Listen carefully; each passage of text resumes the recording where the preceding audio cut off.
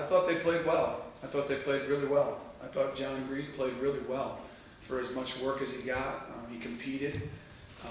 There's some small things to coach, some small little fundamentals with foot action and body position. But he tried hard the whole time and competed and made some plays. So, and with some small little tweaks and corrections fundamentally, you know, our hopes would be that he could get onto more plays. So, and I thought Jamar played excellent. He's really a talented guy with high-level football intelligence. You don't have to tell him every little thing. He can see the game and fit himself into the right spot in the run game, and the right spot in the pass game. And there's things for him to be coached on with him. Every time that there was a play on him, you know, it's the same instance. He's got the guy covered. He's a very talented guy, and then he chooses to do something to uncover him. So, and just minimizing or eliminating that, and you could say that he had a spectacular game. So, and it shouldn't. It's getting better. So hopefully soon we'll be able to eliminate all those levels of let's just call it an immaturity in that situation in terms of the game, not personally, football wise. So yeah, they're getting better. I think one thing is you know, we got a cog back now where they're homogenized back together. That hasn't been present for a long time. So the guards are now healthy where we can go 3 for 2, and Tommy's back at that guard position, and that was a big help. So I don't want to you know, minimize that at all. But and then some error was created based on the game plan. Some error was created formationally, which is helpful because there's just less people standing there to account for, less moving parts. It can be more mano-a-mano. Your guys kind of stationary is right there. If you put your hat on them and block them and you got good body position, you're probably going to get a plus, as opposed to there's a bunch of people in there and you got to diagnose where to go. So there was a lot less of that than there had been in previous weeks. Oh, I don't.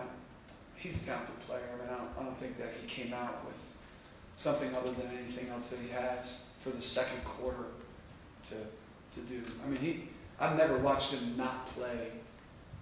I mean, when he gets the ball enough times, he's going to have those particular statistics. I mean, he's a compelling player.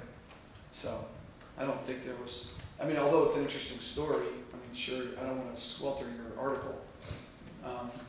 But I don't think it had anything to do with it personally.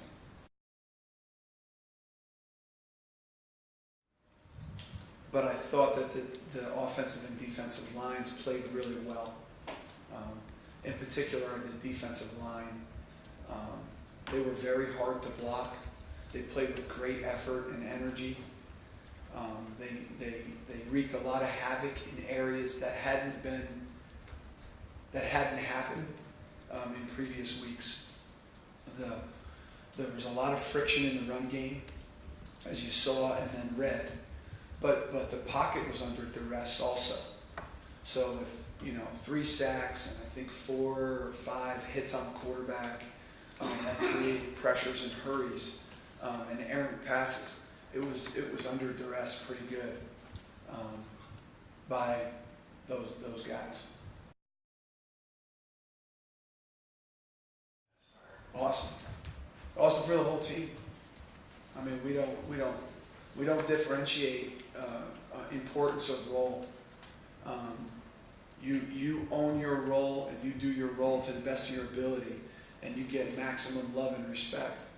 And that goes for anybody doing anything, from our equipment managers and athletic trainers all the way up to starting quarterback and starting safety. So Jason has got a lot of cachet with the team. He's got a lot of respect, and everybody was super stoked for him. Friday evening and Saturday morning.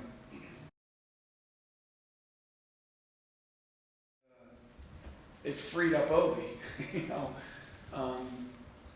if you have this vulnerability that immediate points can be created, then that has to get solved. If the answer is to solve it with Obi, now we have a whole nother set of issues that need to be managed in other ways. So to have Jamar last week do that work allowed us to utilize Obi to do a lot of other jobs for our team, which is a great thing because he is a great player.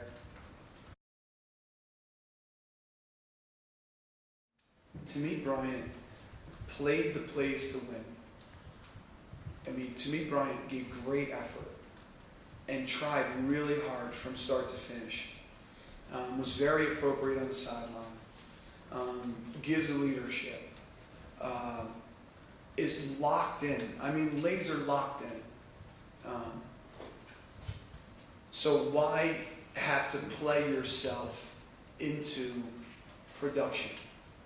That time frame of a few games now, it's not just one game. I feel like after 6 games, we got a pretty good idea who we are and who each player is. So is there something we can do a little differently for him to avoid that circumstance? Either during the week, yes, and on game day maybe even, so that there's more of a readiness to see and feel the game at the beginning of the game. And so I'm analyzing that. Like 2 weeks ago, the misconnect on some of the deep balls, I can look back and say, this is simple. Before we say, that needed to be a better pass. Let's throw more deep balls in practice. And then once we feel like he's prepared thoroughly, then let's critique it from there. And I think we can do the same thing again. I think there's some more stuff we can do to help close that gap and continue this production.